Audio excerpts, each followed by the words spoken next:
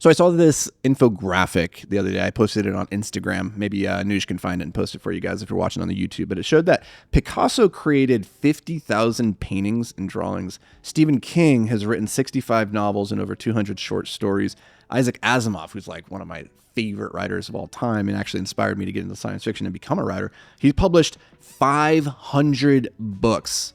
500 books in all kinds of niches too. He wasn't just a science fiction writer. He wrote in like every niche you can imagine. It was crazy.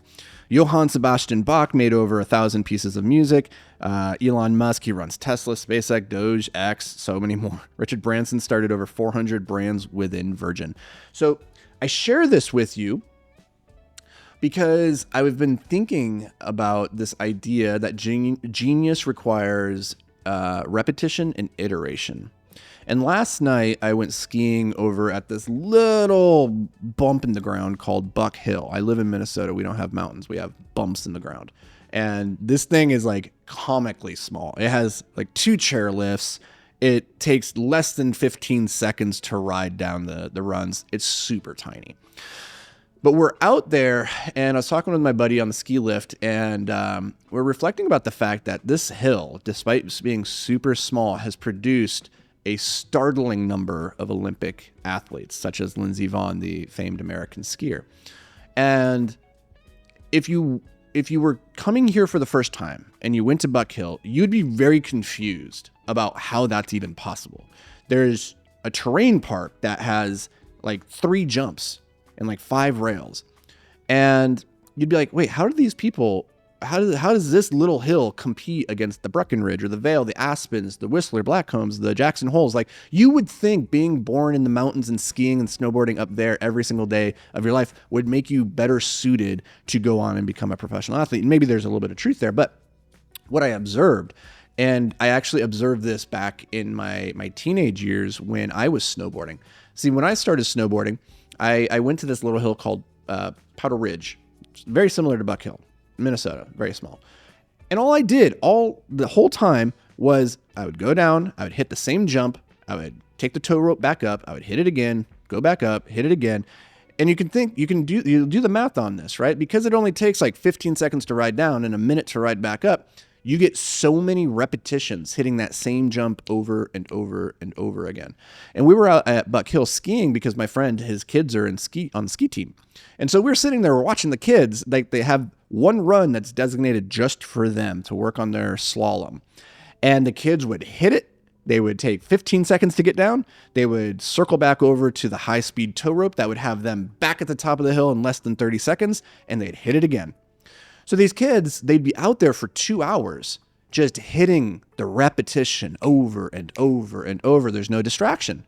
There's no distraction of having 100 different beautiful runs. You know, the problem with the mountains, and I learned this because I trained my snowboarding at Powder Ridge where I just had the one jump over and over and over. And so when I would go to competitions, I was like, I know how jumps work, right? But when I went out to the mountains, I didn't have the leg power for like the carving and like the big mountain. I didn't have the fitness for that. It was very different. But I remember my first trip out to Jackson Hole, I was like, this is awesome. If I lived here, I would probably spend a quarter of the time in the terrain park. And I'd spend all my other time on these backcountry or these other ski runs. I'd spend all my time, I'd diffuse my energy across all these different, this whole mountain. Whereas with Buck Hill and Powder Ridge, all you have is like 3 runs, 1 jump, hit it over and over and over and over again. And I share this with you because that is the secret that I've seen over and over again as we talk about Picasso, as Stephen King, Isaac Asimov, like repetition and iteration, not just doing the same thing over and over and over and expecting a different result, but each time doing it, getting feedback from your coach, and then making a slight adjustment. And when you do that and you compact the speed of learning or compress the speed of learning to the span of minutes or span of hours or span of days, right? You get more shots on goal. And that is how you get better. That's like the path of improvement right there. And I share this with you because if you are not where you want to be right now, whether you're a videographer, you're a copywriter, you want to be an author, you want to be a business person, whatever the thing is that you want to be good at, you want to be great at sales, right? You have to get more reps in. You have to figure out a way to get maniacally focused on the singular skill that you're trying to develop and then do it again and again and again and again and again and again and again. You don't practice until you get it right. You practice until you can't get it wrong. That's the secret. So take this. Ask yourself, where is it in my skill set, in my skill stack right now that I have room for improvement, that I want to level up, that I want to be the best in the world at? What is the amount of work and the volume, the repetition, iteration that I need to go through to improve at that thing? Now, when it comes to the iteration, there comes a point where you probably can only self-direct yourself so much. This is the value of a coach. Having somebody who can see you from the outside and they can give you unbiased, third-party perspective. Here's where you can improve. Here's what you're doing. You can't see it because when you're inside the bottle, you can't read the label, right? So get a coach, help you see where you're weak so you can increase the speed of your learning, decrease the mistakes, and increase the likelihood that you go on to do something pretty damn incredible. So if you're an entrepreneur and you're doing between 6 and 7 figures and you want to go to 7 and 8 figures, you want some help, you want a coach that can look at what you're doing and help fast track it, then go to beyondtheapex.com, apply for our group coaching program.